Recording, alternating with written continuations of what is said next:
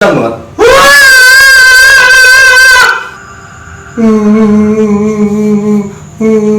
Nangis gitu.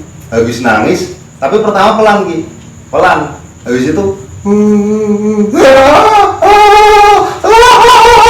gitu, teriak-teriak gitu. Ketawa.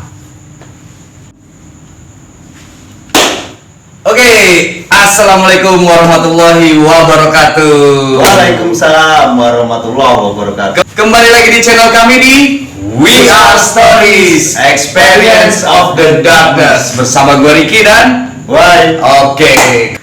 Oke, kali ini seperti janji kita di video sebelumnya, kali ini Mas Wai akan bercerita tentang pengalamannya ketika dia masih bersekolah SMP di tahun sekitar tahun 95-96 ya mungkin? 95-96. Oke, sekitar tahun 95-96 ketika Mas Wai masih SMP. Dan apa sih kaitannya dengan cerita yang sebelumnya? Penasaran kan? Tonton terus video-video kita. Oh ya, buat teman-teman yang sudah subscribe, terima kasih kalian sudah mensubscribe channel kita. Jangan lupa like dan komen ya, kalau misalnya kalian ada yang bingung dengan ceritanya atau misalkan ada part-part yang mungkin membingungkan, kalian bisa tuliskan komentar kalian di kolom komentar. Dan bagi teman-teman yang mau nyumbang cerita, yang punya cerita mistis yang bisa diceritakan, yang mau diceritakan di channel kita, monggo bisa di-share lewat email yang nanti ada di deskripsi video ya. Yap. Dan juga buat kalian jangan lupa follow Instagram official dari We Are Stories di @wearestorieswr ya. Nanti ada sih di deskripsi, kita lampirkan ya. Oke. Daripada penasaran, langsung aja nih kita dengarkan Mas Wai bercerita. Oke, Mas. Oke, Yap. kejadiannya ini di tahun 95. Waktu itu saya SMP kelas 1. Jadi gini ya, SMP saya itu sekolahnya itu dibagi jam belajarnya itu dibagi 2 jam pelajaran. Karena dalam satu sekolah itu ada 2 SMP gitu loh. 2 SMP. Ya. Jadi jatah pas sekolahan saya itu yang SMP saya itu di jam belajar siang sampai sore itu jam belajar sekitar setengah 1 sampai jam 5 sore. Jadi saya gambarin ya, itu sekolahan saya itu bangunan zaman Belanda, bangunan tua. Itu sekitar tahun mungkin kurang tahu ya, sekitar tahun berapa. Tapi itu bangunan itu buat rumah tinggal orang Belanda zaman dulu, rumah pribadi gitu loh. Iya. Habis itu lama nggak digunakan, terus dipakai buat sekolahan. Belum SMP. Jadi dulu itu ada yang namanya ST, sekolah teknik. Itu setaraf dengan SMP. Jadi dari sekolah rakyat, SR, terus ST naiknya. Ruangan kelas saya itu masih bentuk dengan aslinya. Jadi jendela tinggi, terus pintunya juga tinggi. Jadi jarak antara lantai sama atap sama plafon itu juga tinggi.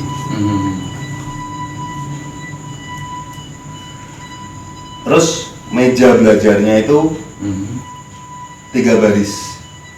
Jadi dibagi 3 baris gitu ya. Meja belajarnya juga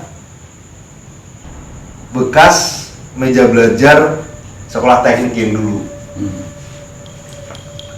Kejadiannya di sekitar jam setengah 4 setahu saya. Jam setengah 4 itu masih ada jam pelajaran elektronik, pelajaran elektro.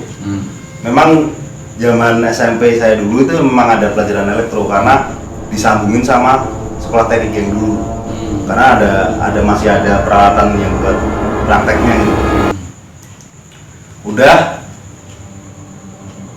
ini kejadiannya ada salah satu siswi temen cewek itu duduknya itu di depan bangku saya, jadi pas saya itu duduknya di belakang. Itu sekilas saya lihat itu dia kayak melamun. Dia mandangi di ujung pojok sebelah sana. Enggak, itu papan tulis kelas saya itu panjang banget gitu. Enggak seperti papan tulis sekolah umumnya gitu loh. Memang panjang banget. Dari dinding sini sampai dinding sana itu mungkin hanya ada space sedikit, space tembok. Jadi sisanya itu buat papan tulis. Dia itu nggak fokus di papan tulisnya, soalnya kelihatan. Jadi meja belajar di kelas saya itu bekas meja belajar ST kan. Jadi nggak datar gini, cuma agak miring gitu. Dan dia itu gini, posisinya gini. Kenapa saya tahu? Karena saya posisinya itu di belakangnya dia. Saya bisa ngelihat itu dia itu kayak noleh, tapi noleh ke atas gitu. Jadi gini. Udah, itu masih ada guru, itu masih jam pelajaran kan. Jadi ada murid yang nulis di papan tulis, istilahnya ngisi jawaban di papan tulis. Dan gurunya itu duduk di ujung, di meja guru yang ujung. Habis itu nggak tahu kenapa dia itu tiba-tiba nangis.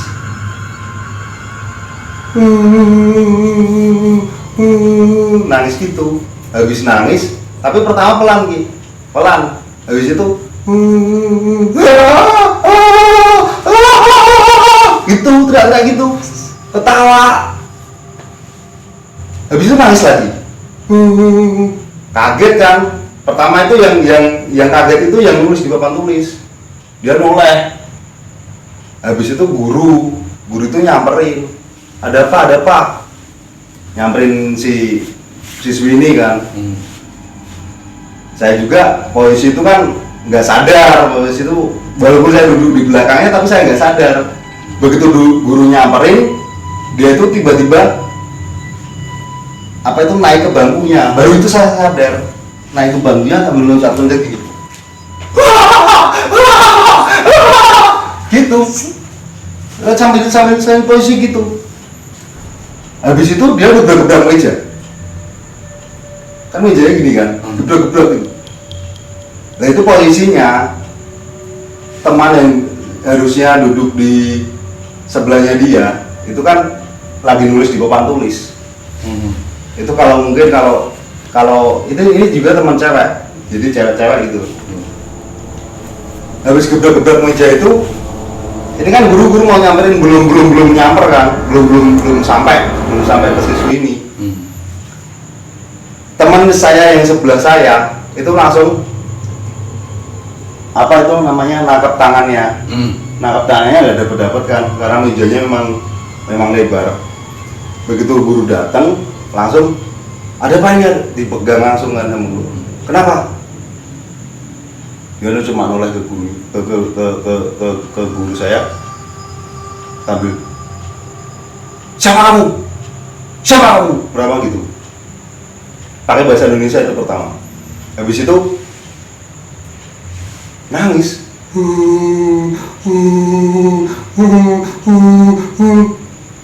Habis nangis, dia pakai mungkin bahasa Belanda ya, saya nggak tahu, mungkin bahasa Belanda. Habis nangis itu dia ngoceh sendiri pakai bahasa Belanda. Soalnya pakai fan itu. Jadi gini ya, posisi mejanya itu kan di depan kan nggak ada meja karena itu langsung pintu. Jadi pintunya itu pintu kelas itu di tengah-tengah gitu. Pintunya kan tinggi banget, tinggi lebar kan kebuka itu. Jadi kebukanya dari depan. Bukan dari dalam ya, kebukanya dari depan. Otomatis kan kelihatan kan dari luar. Habis dia ngoceh kayak gitu, dia teriak kenceng banget.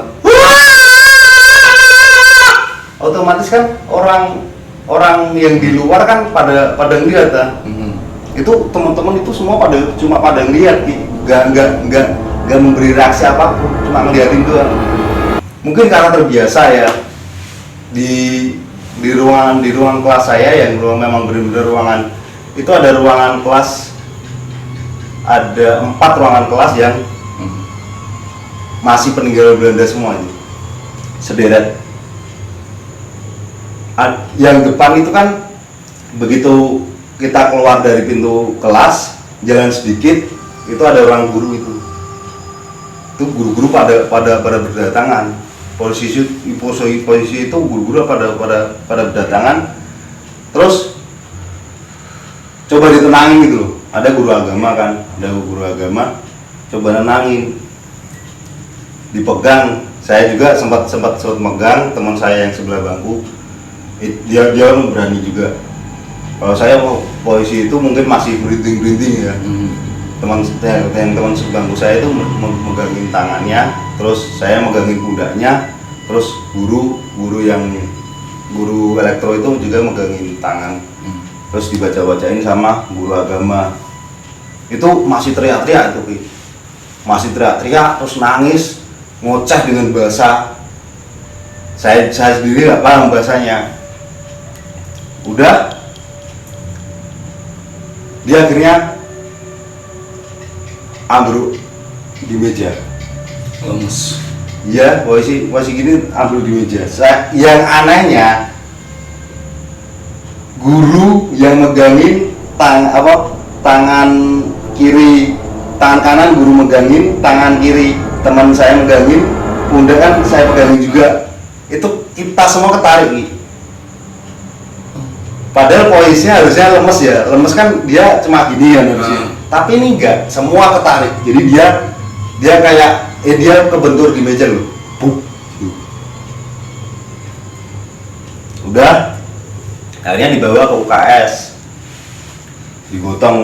Kita digotong.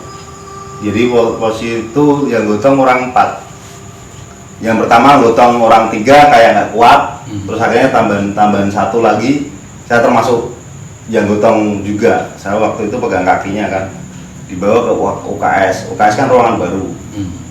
Udah di situ ada ada yang petugas UKS-nya, terus ada guru agamanya itu menangin, terus baca-baca.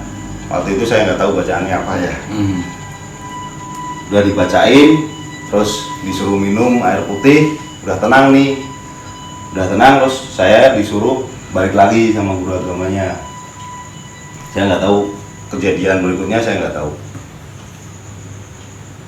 Jadi saya masuk ke kelas itu mungkin, jadi prosesnya itu sekitar 1 jaman itu sampai dibawa ke UKS. Saya balik lagi.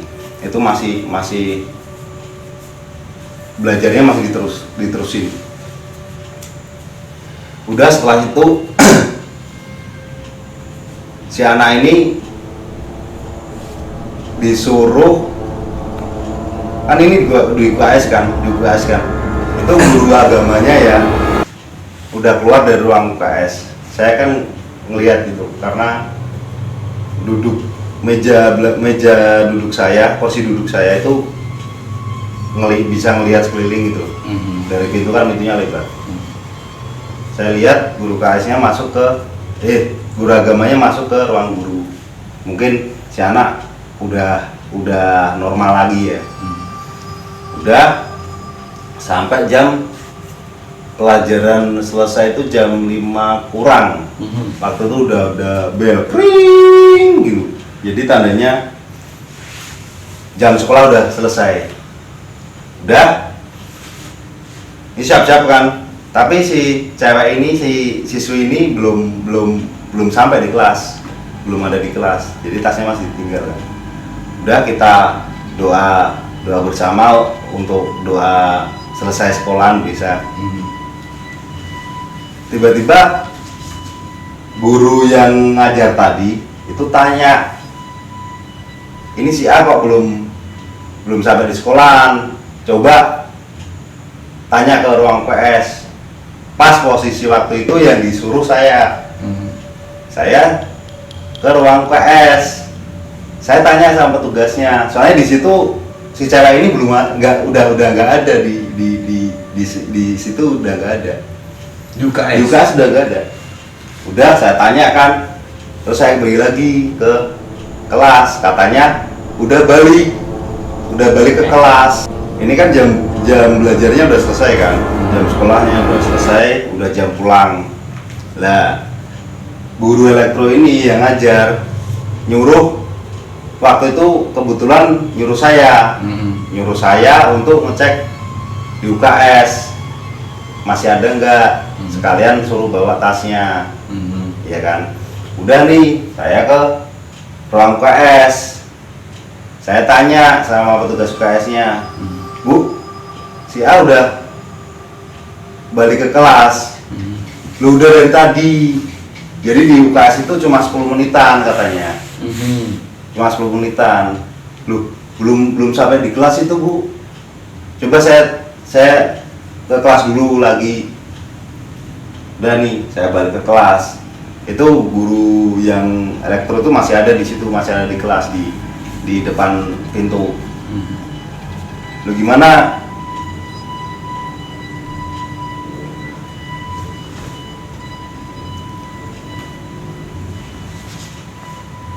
Enggak ngejelasin pada bahasa Indonesia enggak begitu ya. Enggak begitu. Ya nggak apa-apa, di mix juga nggak apa-apa. Gimana yuk?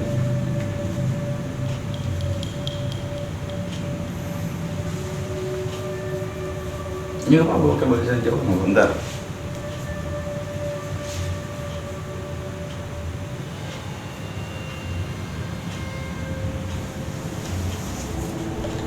Udah nih, dari UKS saya balik ke kelas. Guru elektro itu masih di depan gitu, kelas masih di depan. Teman-teman ya juga sebagian masih ada di kelas. Pak, katanya petugas UKS si A udah balik ke kelas. Udah, katanya di UKS cuma 10 menitan. Loh, kan belum balik dari tadi. Saya nggak tahu, Pak. Akhirnya ya udah, coba dicek di ruang guru. Udah, saya ke ruang guru. Di ruang guru saya tanya-tanya juga nggak ada.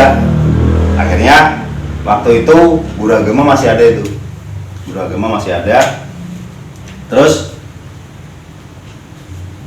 ada guru satu lagi, guru apa? Saya lupa ya. Itu dia nelpon rumahnya. Waktu itu kan masih pakai telepon apa? Telepon rumah ya. Mungkin si anak ini juga dia orang mampu mungkin ya, orang punya, jadi ada telepon di rumahnya. Katanya di rumah pun nggak ada, katanya belum pulang sekolah. Emang rumahnya dekat sebenarnya, paling jarak 1 kilo. Terus orang tuanya disuruh datang. Begitu orang tuanya datang, diomongin ada kejadian kayak gini. Terus habis itu si guru agama ini nyoba, istilahnya apa ya, nyoba nyari lah dengan caranya dia. Saat itu juga, jadi sebelum maghrib itu kita nyari di sekolahan, muter-muter di sekolah, nggak ketemu si anak ini. Lah si guru agama ini dia kayak diberi petunjuk gitu loh, untuk ke sebuah bangunan juga, ya mungkin jaraknya dekat juga sama sekolahan ini, juga bangunan Belanda, ke tempat itu. Udah nih, waktu itu udah posisi udah maghrib, jadi ada yang masih bertahan di sekolahan itu, ada yang masih bertahan, siswanya juga masih ada yang masih bertahan. Jadi termasuk saya juga, karena penasaran kan, istilahnya kepo lah. Udah si guru agama sama ada temen, terus ada guru lain juga sama wali kelas sama orang tuanya itu nyamperin ke bangunan itu. Bangunannya jauh dari sekolah itu? Paling sekitar jarak kurang lebih 2 kiloan lah. 2 kilo dari 2 kilo sekolah. dari sekolah itu. Dan itu bangunan sama juga. Bangunan tua belanda juga. Oke. Jadi itu mungkin zaman dulu dipakai buat kantor ya. Bangunannya juga gede juga. Lebih gede dari ini, soalnya ini kan rumah tinggal. Sekolahan SMP ini rumah tinggal dulunya. Kalau itu perkantoran. Itu zaman dulu, kalau sekarang itu bangunannya itu udah dibugar jadi destinasi wisata. Oke. Kalau dulu itu masih nggak terumat gitu, nggak terawat. Oke. Jadi catnya pada ngelupas, terus banyak ilalang juga. Udah si guru agama nyamperin sana dengan beberapa orang kan. Jadi si guru sama ada teman siswa juga sama beberapa orang, guru sama orang tuanya itu nyamperin ke bangunan itu. Itu bangunan memang bangunan Belanda juga. Udah liar lah, banyak ilalangnya. Mungkin sekarang terlihat megah. Kalau dulu suram tuh bangunan. Di sana ketemu sama beberapa tunawisma yang ninggalin tempat itu gitu. Katanya memang ada siswi yang pakai seragam sekolah kayak orang bingung katanya. Tapi mereka pada cuek gitu. Lah, siswinya itu tiba-tiba aja jalan sendiri, nggak tahu kemana. Udah nih, saya tahu karena saya diceritain sama teman saya yang ikut guru agama itu.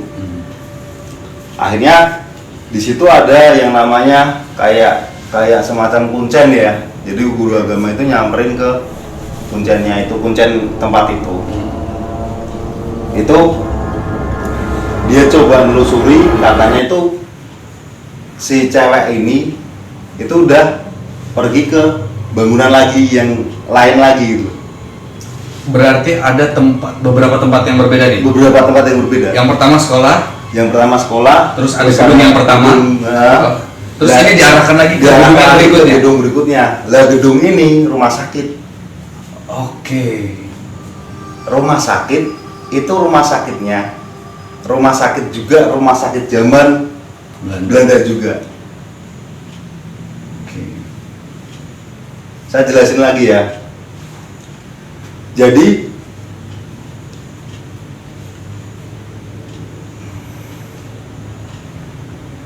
banyak gangguan.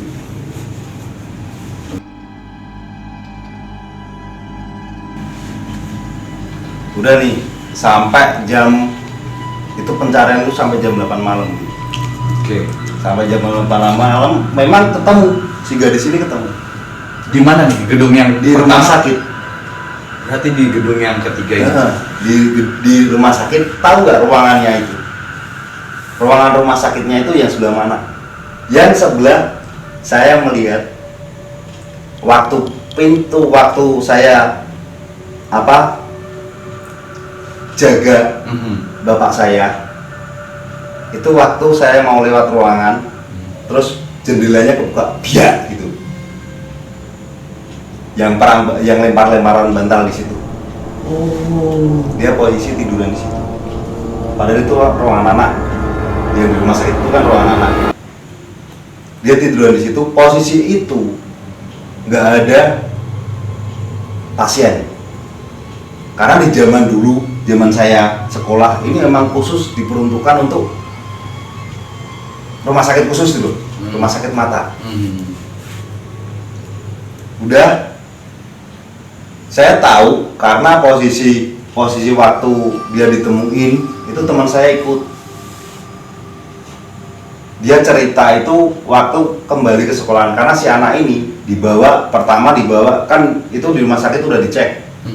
memang posisi dia sehat. Jadi ditemukannya itu posisi dia tidur. Tidurnya nggak telentang ini, nggak, katanya miring, kata teman saya ya. Itu udah dicek nih, dari di rumah sakit udah dicek, kondisinya normal, biasa, denyut nadi dan lain sebagainya sehat gitu loh.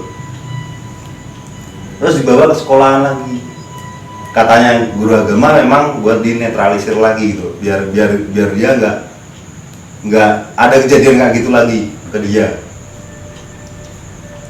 Udah, akhirnya kan saya tanya-tanya tuh sama teman saya yang ikut. Itu ada 2 orang yang ikut kan, ngobrol. Soalnya waktu itu kan saya sama beberapa teman-teman yang lain, terus ada penjaga sekolah sama guru-guru yang lain juga nyari si anak ini, nyari si cewek, si siswi ini itu di sekitaran sekolah, lingkungan sekolah. Memang itu posisi nggak ketemu. Udah ditemuin di rumah sakit itu kan, dibawa ke sekolahan lagi, dia udah sadar nih, tapi waktu itu memang banyak yang guru-guru banyak yang kepo ya, kenapa kamu kok begini.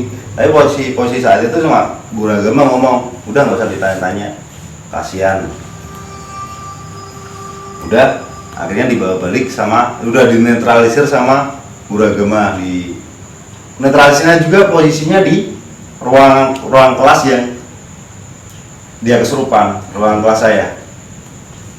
Dinetralisir, habis itu akhirnya dibawa balik sama orang tuanya. Itu udah jam setengah 9, jam 9-an malam gitu. Jadi saya itu di situ sama beberapa teman-teman masih di situ juga, sama beberapa guru. Udah selesai ini ya, dia dibawa keluarganya balik ke rumah.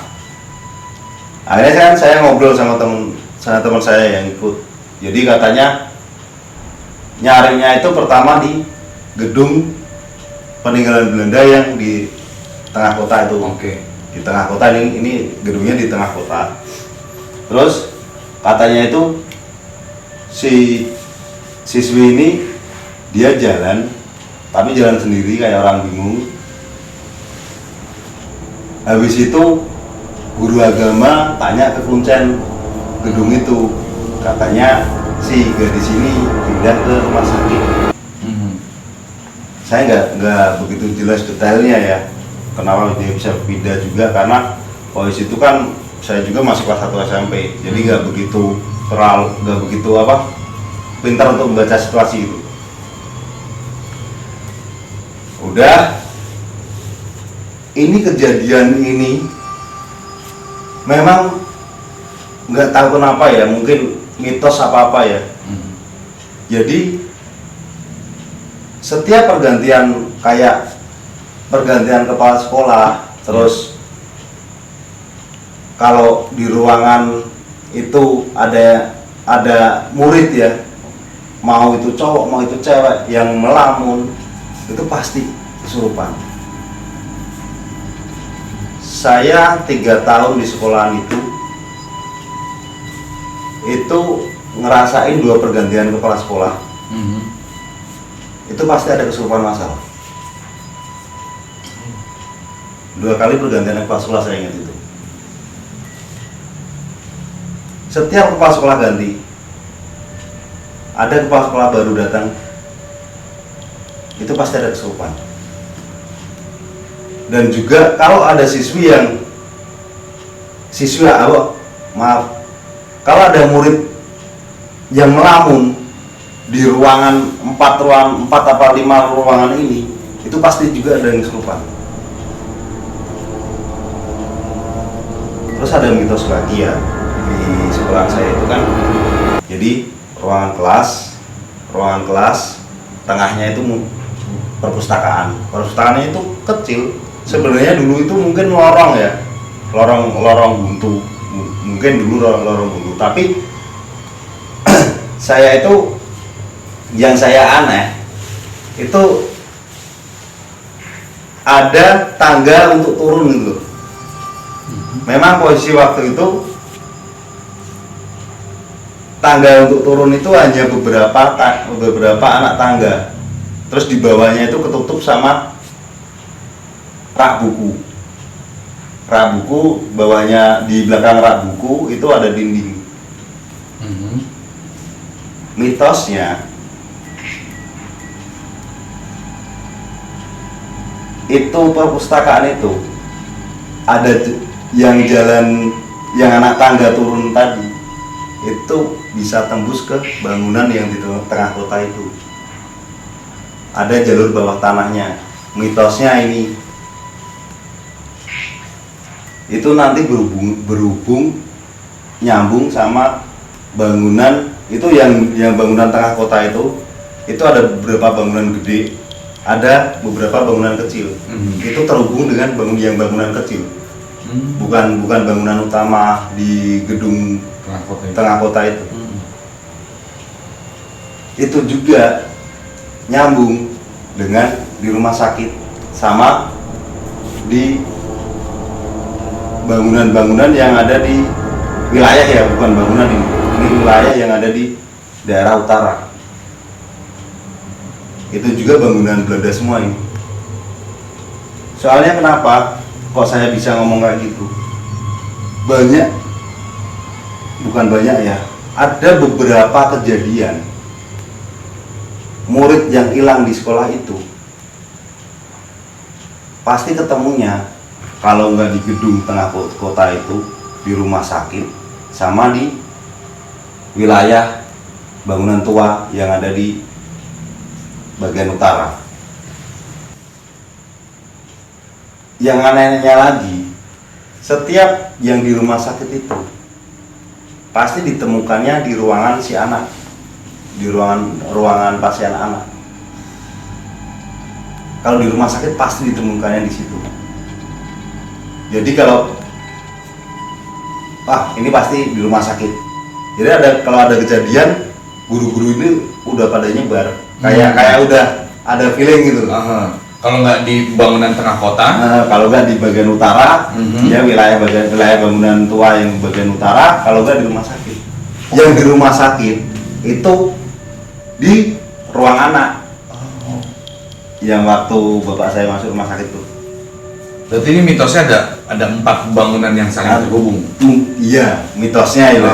Saya juga nggak begitu apa itu namanya, nggak begitu tahu juga. Karena setiap ada yang kesurupan atau hilang, itu pasti ditemukan di antara keempat bangunan ini. 4 bangunan. Udah nih, ini kan selang udah beberapa hari kan. Iya. Udah beberapa hari. Itu si siswi yang teman saya itu yang kesurupan. Itu dia libur sekolah itu 3 hari. Kayak cuti gitu. Setelah kesurupan itu. Setelah kesurupan itu kayak cuti 3 hari. Oke. Begitu masuk, kita kan pada tanya kan, itu dia katanya itu lihat ada kepala itu di ujung sebelah kanan dengan posisi rambut tergerai. Ini kepala doang katanya, rambutnya putih.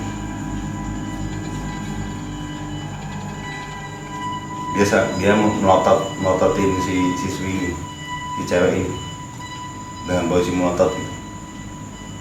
Saya memang nggak lihat, tapi katanya si anak ini yang ngomong kayak gitu. Dia tuh posisi waktu itu kan sebenarnya dia memang nggak fokus di pelajaran.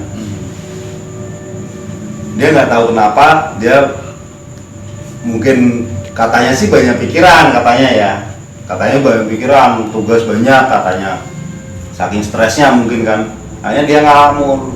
Pertama itu ngalamunnya ini katanya siswi ini ngalamunnya keluar di halaman sekolah, keluar di halaman kelas, pandangannya. Tapi tiba-tiba dia kayak disuruh noleh ke atas, disuruh nengok ke atas. Begitu dia nengok, akhirnya dia ngeliat itu, baru polisi itu dia nggak sadar akhirnya. Kepala. Jadi kepala di sudut kelas. Itu memang ruang kelasnya tinggi banget gitu. Nggak seperti rumah-rumah pada umumnya di sekarang ya. Itu tinggi banget, memang ruang kelasnya itu tinggi banget.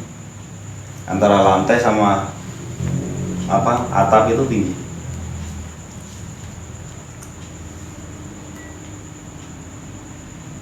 Di sekolah itu memang banyak kejadian kesurupan. Apalagi murid-murid yang ngalamin. Memang makanya kan dari dulu pun memang sudah sering diomongin gitu loh. Jangan ngalamun. Itu pasti diomongin sama guru-guru juga. Kalau belajar jangan ngalamun, fokus ke pelajaran.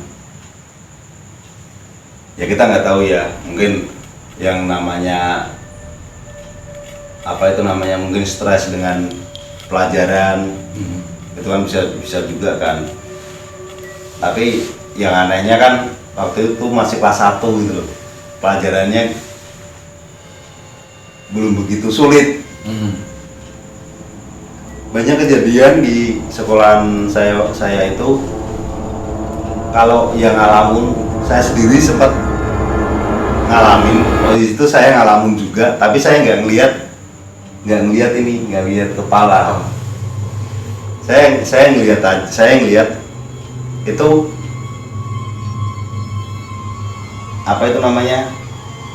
banyak kayak tentara jalan, tapi kelihatannya itu cuma sepatunya doang, sepatu yang jalan,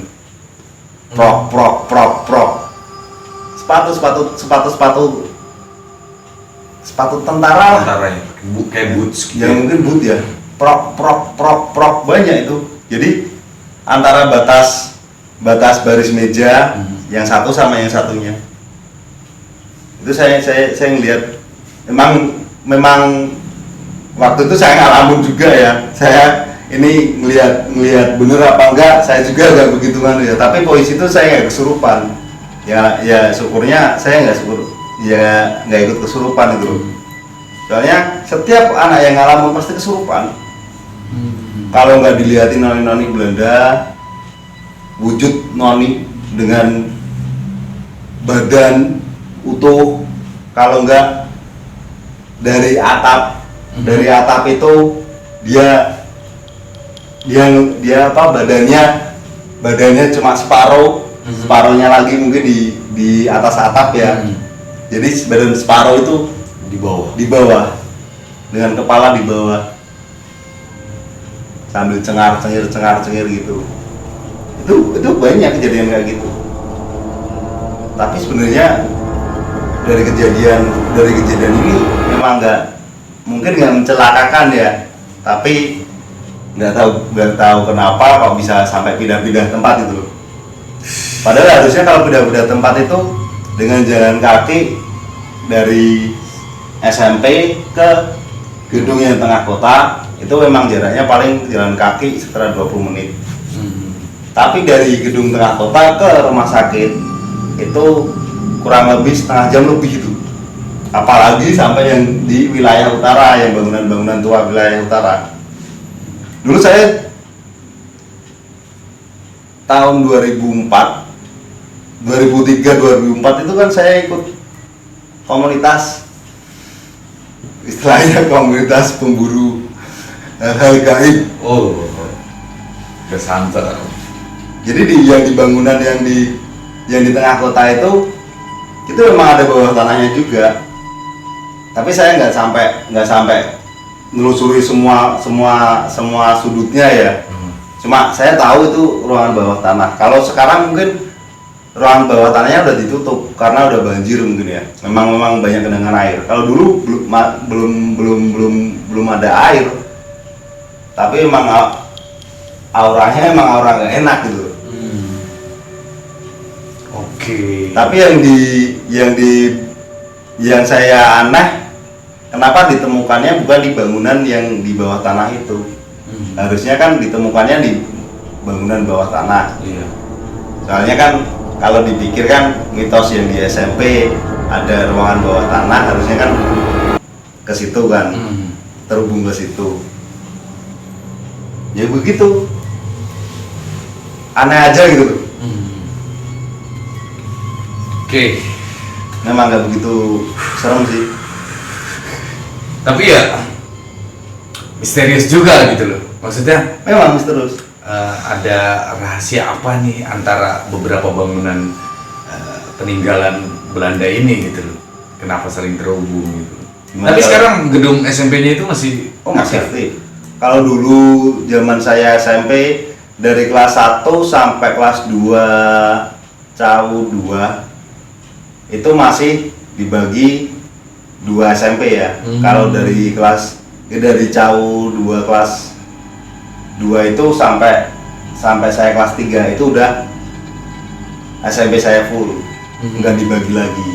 Oh. Jadi masuknya juga dirubah ke pagi Jadi sampai siang. Oke, jadi cerita ini itu berkaitan dengan cerita sebelumnya karena di cerita sebelumnya di rumah sakit.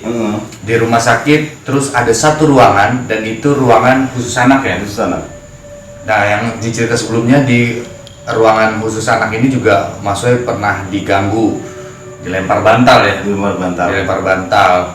Nah, Dan ada pasien anak oke. yang dia itu ngelihat Oh. banyak kayak nonik-nonik Belanda, kayak wanita Belanda. Oh. Memang dia nggak tahu, tapi dari deskripsi yang dia omongin, ciri-ciri wanitanya itu memang wanita zaman-zaman Belanda. Berarti ada kaitannya ya dari cerita ini ke cerita yang sebelumnya. Buat kalian yang belum nonton cerita sebelumnya, nanti ditonton cerita sebelumnya di kejar suster ngesot di rumah sakit. Keren sih, keren. Maksudnya ada misteri apa sih sebenarnya nih di antara gedung-gedung ini? Mungkin ya memang kalau misalkan zaman dulu ya, mungkin itu buat jalur evakuasi mungkin Bisa lah orang jadi. itu. Jalur evakuasi kalau misalnya ada serangan atau Iya. apa ya kan. Soalnya itu kan memang Hmm. di kota itu memang banyak peninggalan Belanda juga, bangunan-bangunan tua. Gile. Oke. Sekian ceritanya. Atau ada lagi nih yang mau diceritakan? Itu aja deh. Itu aja. Oke teman-teman, sekian cerita untuk kali ini. Buat teman-teman yang belum subscribe, silakan subscribe channel kita supaya channel kita semakin berkembang. Dan terima kasih juga buat teman-teman yang udah mensubscribe channel kita ya. Nah, buat teman-teman yang mau bertanya atau mau berkomentar atau mungkin mau ngasih saran dan masukan buat perbaikan channel kita, silakan tulis di kolom komentar juga. Atau juga bagi teman-teman yang ada cerita mistis, kalau mau diceritain di sini juga nggak apa-apa. Atau bagi teman-teman yang punya cerita yang mau diceritakan di channel kita, monggo ceritanya bisa dibagikan. Nanti Bisa kita ceritakan ya Ki. ya. Oke, siap. Sekian dulu video kita kali ini. Jangan lupa subscribe dan aktifkan tombol notifikasinya supaya kalian tidak ketinggalan cerita-cerita dari We Are Stories. Oke, pantengin terus We Are Stories. Yang horor tetaplah horor, yang keren tetap kita berdua. Kita berdua dong. Oke, saksikan terus We Are Stories, Experience of the Darkness bersama gue Ricky dan Why? Assalamualaikum warahmatullahi wabarakatuh. Waalaikumsalam warahmatullahi wabarakatuh.